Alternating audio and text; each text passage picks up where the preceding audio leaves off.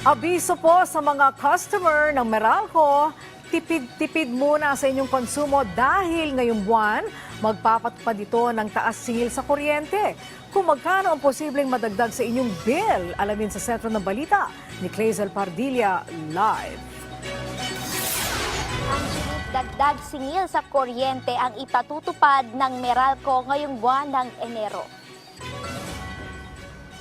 Nasa 8 centavos per kilowatt hour ang aumento, kaya papalo na sa 11 pesos and 34 centavos ang singil kada kilowatt hour. Ang ibig sabihin niyan, Angelique, tataas ang 17 pesos ang bill ng kumukonsumo ng 200 kilowatt hour at karagdagang 42 pesos naman ang dapat asahan sa mga gumagamit ng 500 kilowatt hour. Ayon sa Meralco, tumaas kasi ang generation charge, bunsod ang pagmahal ng singil sa wholesale electricity spot market at mga independent power producers.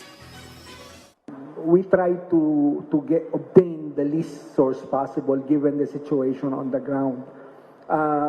As I mentioned last month, napakalaki nung reduction kung titingnan halos piso, 80 centavos per kilowatt hour.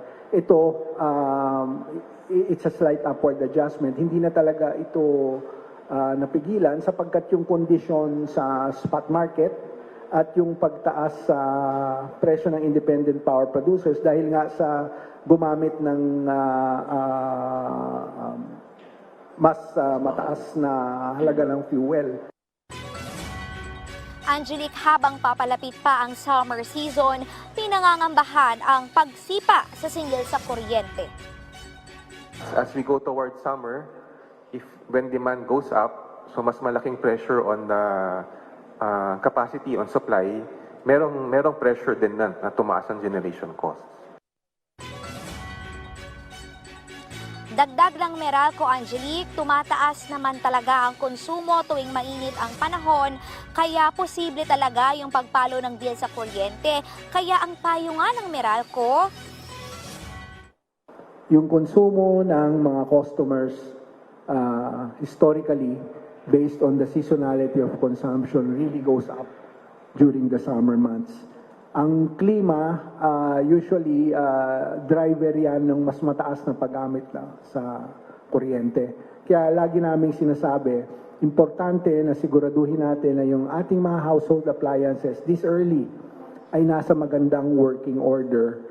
Yung masinop at matalinong paggamit, dapat yan gawin nating way of life. at Angelique, sa kabila ng banta ng El Nino, tiniyak ng Meralco na magiging sapat ang pagbibigay nila ng kuryente sa mga consumer. Wala kasing banta ng yellow at red alert. At kung sakaling magkaroon ng problema sa supply, kinausap na nila yung malalaking kumpanya na gumamit ng generation set para yung Meralco ay magpo-focus sa pagbibigay ng kuryente sa mga consumer. Isa yan sa ginagawa nilang supply availability management. Angelique? Yes, Clay.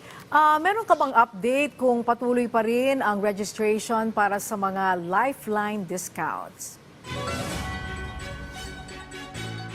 Yes, Angelique, patuloy pa rin ang pagtanggap ng aplikasyon ng Meralco para sa mga nais sa maging bahagi ng Lifeline rate program ng kumpanya. Sa ngayon nga ay nasa higit 29,000 na yung nakapagparehistro. Iyan yung mga pamilya na nasa 4Ps at mabibigyan sila ng nasa 20 to 100% na diskwento kung gumagamit din sila ng 100 kilowatt-hour pababa na kuryente. Angelique? Alright, maraming salamat sa iyo, Clazel Pardilla.